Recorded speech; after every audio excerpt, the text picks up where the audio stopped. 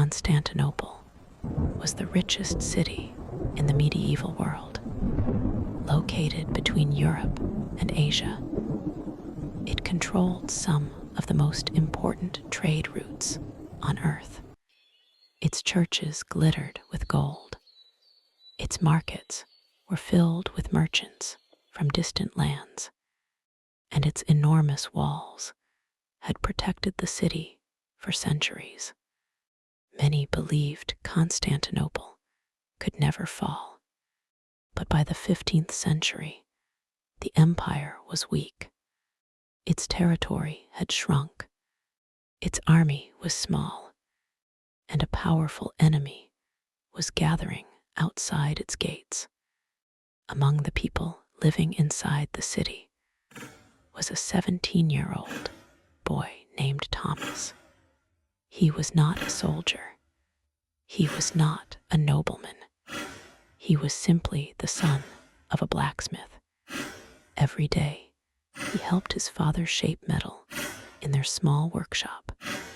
But as rumors of war spread through the city, Thomas could feel fear growing everywhere. His father warned him to stay away from the city walls. Yet Thomas could not ignore what was happening. Like everyone else, he wanted to know if the city would survive. Outside Constantinople stood Sultan Mehmed II. He was only 21 years old, but he had a dream that many believed impossible. He wanted to conquer Constantinople. Thousands of Ottoman soldiers followed him. They brought powerful weapons. Among them were enormous cannons, unlike anything the world had ever seen. When these cannons fired, the ground shook beneath people's feet. For the first time, walls that once seemed invincible were vulnerable. Day after day, the cannons bombarded the city. The thunder of each explosion echoed through the streets. Dust fell from buildings. Families gathered in churches to pray. Food became scarce. Many citizens feared that the end was near. Thomas spent his days carrying water and supplies to defenders guarding the walls. There he heard soldiers whispering terrible news. The walls were weakening. The enemy was growing stronger. The defenders still believed they had one advantage. A giant iron chain stretched across the harbor. It prevented Ottoman ships from entering. The harbor seemed safe. Then Sultan Mehmed did something extraordinary. He ordered his men to drag warships across land. Using wooden tracks and tremendous effort, the Ottoman fleet moved over hills and forests. The next morning, citizens woke to a shocking sight. Enemy ships had appeared behind the city's defenses. Thomas stared at the harbor in disbelief. The impossible had become reality. On the evening of May 28th, 1453, the city prepared for its final battle. Churches filled with people praying for a miracle. Soldiers sharpened their weapons. Families embraced one another.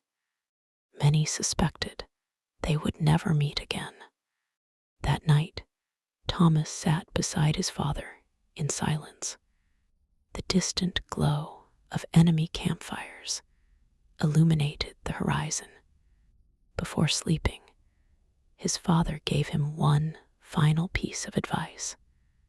No matter what happens tomorrow, stay alive. Before sunrise, the attack began. Cannons roared. Arrows filled the sky. Thousands of Ottoman soldiers charged toward the walls. The defenders fought desperately. Every street became a battlefield. Smoke and fire spread across the city. Thomas rushed through the chaos carrying water to wounded soldiers. Around him, men fought for their homes, their families, and their future. But the pressure was overwhelming. Then disaster struck. A section of the Great Walls collapsed. The breach created an opening for the Ottoman army. Soldiers poured into the city. Panic spread everywhere. Citizens fled through smoke-filled streets. Church bells rang. Cries echoed through the air.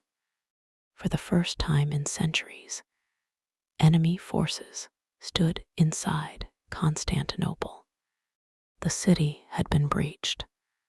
Emperor Constantine XI refused to surrender.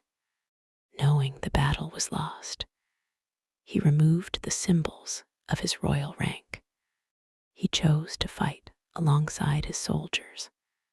According to witnesses, his final words reflected his determination to defend the city until the end. Then he charged into battle. He was never seen again. His body was never conclusively identified. The last Roman emperor had vanished into history. By the end of the day, Ottoman banners flew above Constantinople. The city had fallen. The Byzantine Empire was gone. With its collapse, the final chapter of the Roman Empire came to an end.